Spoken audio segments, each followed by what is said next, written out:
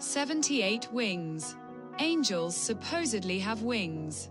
It must be called a claim with some reason. Are angels people with wings? Hardly. Horses supposedly have wings. They can function as vehicles for great profits. A great prophet can, for example, sit on a horse with wings to be transported up to heaven to God. Their God does not have the opportunity to meet the prophet directly, but God sends an angel named Gabriel to meet this God-seeking man. So this great prophet is lucky to have God's word delivered to him completely accurately. Embarrassingly accurately. This is only memorized by the great prophet and brought back to earth. The words of truth are distributed orally. Everyone believes in this, of course, no doubt. This is how the truth is conveyed throughout the globe long before radio and the internet were invented. But the most important thing here is to believe in this, be loyal, never let down.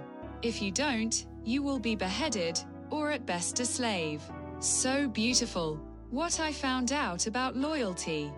Becoming a good citizen, find your place, do your duty, demand your right, become one of us, find your folder or we will do it. Don't do anything unexpected. Don't pull any weird stunts. We would like you to remain a faithful member of our pack. If you have other platforms, don't stand out, try to adapt. Stay in Norway. Pay taxes to your homeland like most people. Remember, Norway is a poor country. Don't leave the country. And another important thing, we are the kindest in the whole world. We want the teddy bear hug on our home turf. Don't leave us out into the big world. Haven't you received enough recognition? You are applauded by the entire Norwegian population. Aren't you satisfied? It is said that you don't become a prophet in your own country. The chance of getting prophet status improves considerably if you get feedback from abroad. Praiseworthy reviews from abroad trump our own expert elite. If you have a recognition document from abroad, you can live on it for a long time in your home country. What is the matter here? Is this a natural genetic phenomenon, a natural evolutionary aspect in all population groups all over the world? Or is it especially prominent in countries far north on this planet? Some examples. Ludwig van Beethoven traveled from his safe home Bonn in Germany to the music metropolis Vienna in Austria and became one of the world's foremost composers. Frédéric Chopin, the greatest genius, pianist and composer in world history, went from his home in Warsaw, Poland to Paris and became world famous. Franz Liszt, in the same category as Chopin, went from his home country Hungary to Vienna. Paris, Rome, Weimar. All of Europe, a monument in the history of music. Igor Stravinsky travels from his familiar St. Petersburg to Paris, becomes world famous.